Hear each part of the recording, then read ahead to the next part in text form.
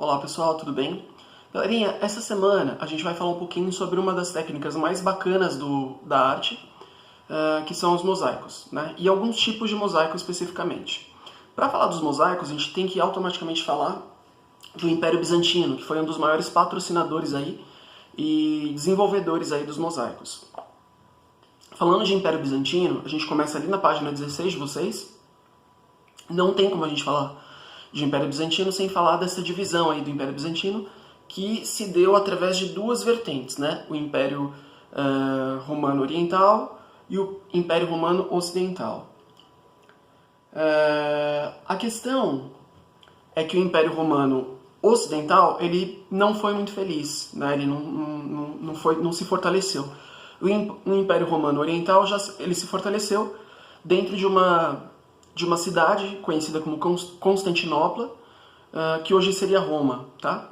Sob aí os domínios e o Império do Justiniano, que foi talvez não, com certeza o imperador mais forte aí desse momento, ok?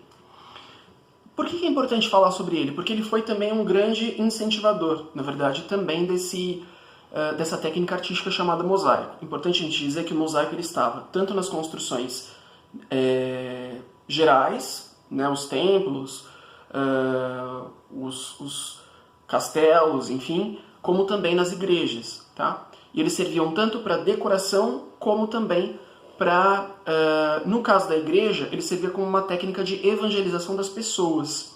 Já que as pessoas da Idade Média não sabiam ler e escrever, isso era positivo tanto para os reis, imperadores, como para a Igreja Católica, né? Já que ser alfabetizado, saber ler e escrever significa liberdade intelectual,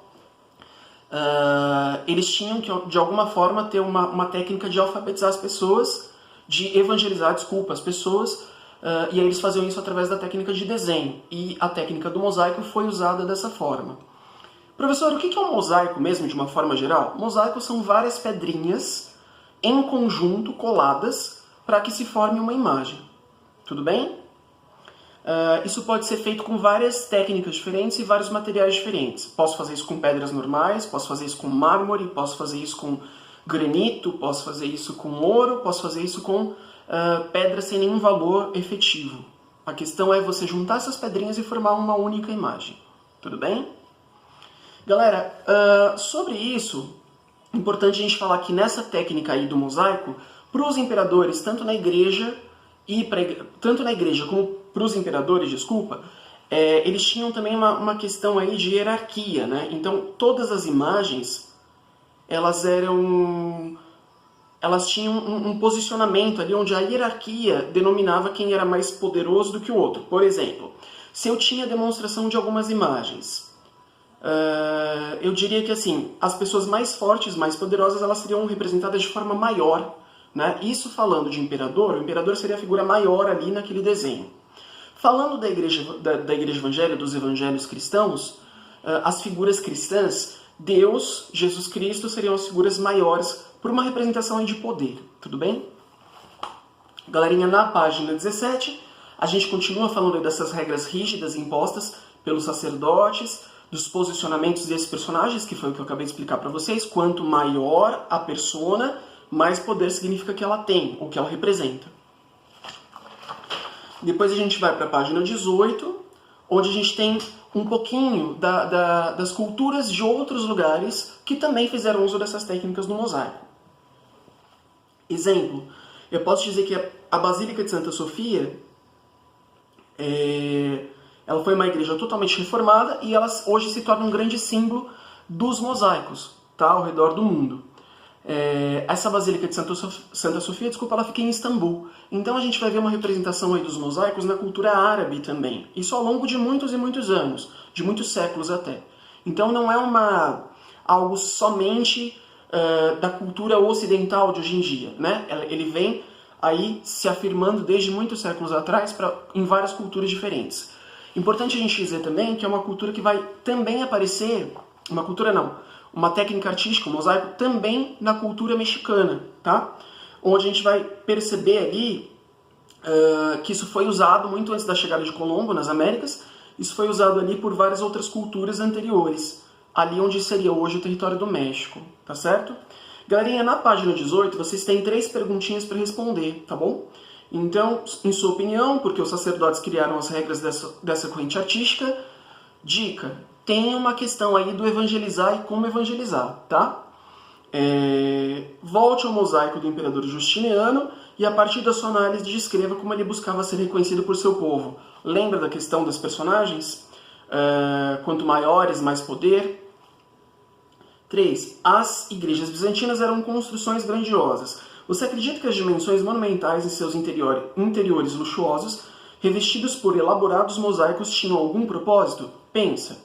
Quanto mais luxo eu tenho na construção da igreja, e quanto mais representação eu tenho relacionado ali ao imperador ou os próprios personagens das passagens bíblicas, mais eu vou dizer isso de uma forma subjetiva para as pessoas, que aquelas pessoas têm poder, que aquelas pessoas são maiorais, são maiores do que você, reles, ser humano. Deu para entender isso? Tranquilo?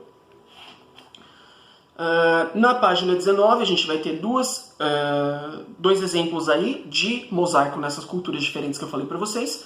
Então a gente tem Mesquita de Herat, no Afeganistão, e depois a gente tem um exemplar de um trabalho de mosaico realizado pelo povo asteca na cultura hoje mexicana, tá bom?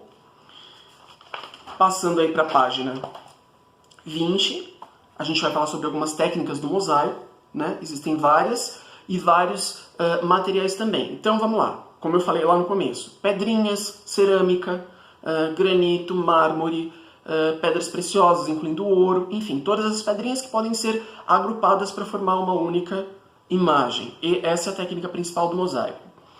É importante a gente dizer que a pessoa que vai fazer o mosaico, ela tem que ter, antes de tudo, paciência, né? Então ela vai fazer a junção dessas pedrinhas, que podem ser desde as pedrinhas, como eu falei, até outros materiais, como conchas, enfim. E isso vai ser utilizado como se fosse uma espécie de cola na argamassa. Então, a argamassa na parede ou no chão, colando pedrinha por pedrinha e formando aí esse desenho, essa imagem total, tá certo? Depois, na página 21, vai pedir para vocês criarem um mosaico. Eu vou dizer para vocês, esse tipo de atividade prática a gente deixa para quando a gente voltar, tá bom? Para as nossas aulas presenciais, que se Deus quiser vai ser rapidinho. Depois a gente vai lá para a página 22. E aí, na página 22, a gente vai falar sobre o mosaico na arte contemporânea, tá? Galerinha, é importante dizer que a arte contemporânea não é igual à arte moderna, tá? A arte moderna, ela vai acontecer entre os anos ali de 1910 até 1920, vai se estender, e a partir dos anos 2000 a gente está falando de arte contemporânea, então é diferente, tá? Na arte contemporânea, a gente vai perceber que o mosaico ele existe de uma forma muito mais livre, muito mais abstrata, né? E aí, quando eu falo de abstracionismo, eu estou falando sempre da geometria, né? Então a geometria sempre reina quando eu falo de abstracionismo. Vou dar um exemplo para vocês. Não é arte contemporânea, mas só para vocês entenderem. Quando a gente pega aquelas pedrinhas nas calçadas, por exemplo, da Avenida Paulista, ou de outras grandes calçadas famosas aí de São Paulo ou do Rio de Janeiro, percebam que elas formam imagens ali que são geométricas, mas também são imagens que representam símbolos que a gente conhece. No caso do Rio de Janeiro, da calçada do Rio de Janeiro, imagens que representam as ondas ali da praia de Copacabana, e no caso de São Paulo, representa a bandeira do estado de São Paulo, tá bom? Desculpa. E depois, por último, a gente fala de um dos caras que foi um dos caras mais importantes aí, dessa representação toda do mosaico, que foi um carinha chamado Antoni Gaudí. Era um espanhol, muito, muito importante na Espanha, tanto na época dele como até os dias de hoje. E ele fez muitas e muitas obras extremamente importantes para a cultura e para a história da Espanha. Gaudí, ele fazia obras, ele revestia prédios e muros, né? Ele fazia murais muito coloridos, cheios de revestimentos ali em mosaico, e tudo isso trouxe uma grande representação até que lúdica para as obras dele, tá bom? Algumas das obras dele, dos prédios que ele construiu, fazem, na verdade, uma comparação até os prédios ali de filmes fantasiosos que a gente conhece, como João e Maria e Alice no País das Maravilhas, de tão lúdicas que são essas construções, tá? Na plataforma de arte, eu deixei 3 links para vocês fazerem 3 viagens, fazendo um tour, tá? Pelo próprio YouTube, para vocês fazerem um tour aí pelas construções do Gaudí, que são bem bacanas, são muito bonitas e muito legais da gente apreciar, tá bom? Então, na página 24 fala sobre Gaudí, fala da grande importância que ele tem para a história do mundo e principalmente para a história da Espanha. Depois fala, na página 25, fala de um brasileiro chamado Vic Muniz, um dos artistas que mais exploraram essa possibilidade aí do mosaico. E depois fala sobre arte sustentável, se é que a gente pode fazer, né, não só fazer, mas incentivar uma arte sustentável através dessa técnica do mosaico. Acredito que sim, né, gente? A gente pode pegar tudo que não seria usado para alguma coisa funcional, né, o que seria teoricamente lixo, descartável, e transformar isso em obra de arte. Em mosaico, por exemplo, que é a técnica que vai permitir isso. Na página 26 tem um questionáriozinho para vocês, então, número 1, 2 e 3, para vocês responderem aqui sobre o que vocês vão ler no que está pedindo para vocês na plataforma, dessas páginas, do que eu estou falando também. E depois, na página 27, vai falar sobre um carinha, que é um carinha chamado Estevão Conceição, que é considerado o Gaudí brasileiro aí, tá? O Estevão Conceição, na verdade, ele tentou fazer algo parecido com o que o Gaudí fez, só que ele fez isso aqui em São Paulo, tá? Numa comunidade aqui de São Paulo, em Paraisópolis, para ser mais preciso. Ele fez uma grande construção ali que ficou famosa até internacionalmente, tá bom? Foi matéria de várias revistas, de assuntos jornalísticos e de matérias internacionais também. E ele usou ali, ele foi trabalhando ali com pedrinhas, azulejos, tampinhas e outros materiais, tá? Para fazer o mosaico ali que ele queria e que ele via a importância de fazer. Na página 28, a gente continua falando um pouquinho sobre esse trabalho desse carinha, que é muito importante, muito bacana, inspirado no Gaudí. E aí a gente tem 3 perguntinhas para vocês, tá? Na sua opinião, o que motivou o Estevão Conceição a criar uma casa tão diferente? A casa dele aí baseada no que foi o Gaudí. Depois, a número 2. Segundo o texto, Estevão não possui instrução artística formal, mas isso não impediu de criar sua arte e sua própria casa. Você o considera um artista ou um artesão? Tem diferença, lembra que a gente falou isso semana passada?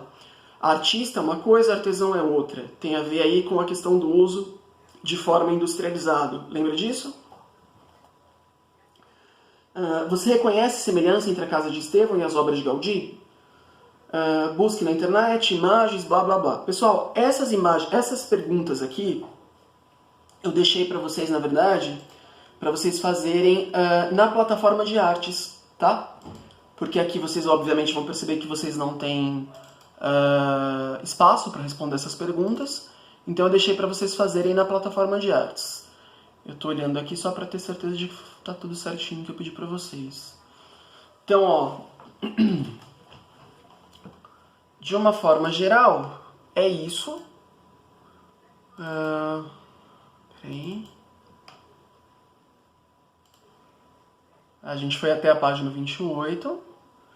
E aí vocês têm que fazer as páginas 18, 26 e a 28 vocês fazem na plataforma de artes, tá bom? No questionário. Não esqueçam ali dos 3 links que eu deixei para vocês seguirem no YouTube para fazer esse tour aí pelas obras de Gaudí, beleza? Galerinha, bons estudos. Semana que vem eu volto com mais conteúdo e com as correções. Bom final de semana e bom feriado para vocês, tá bom? Abração para todo mundo.